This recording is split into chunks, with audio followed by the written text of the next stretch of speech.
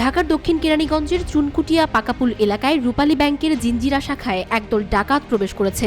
এমন খবরের ভিত্তিতে রূপালী ব্যাংকের ওই শাখা ঘিরে রেখেছে সেনাবাহিনী ও আইন শৃঙ্খলা বাহিনী। বৃহস্পতিবার দুপুরে ব্যাংকের ওই শাখায় ডাকাত দল প্রবেশ করেছে বলে জানা গেছে।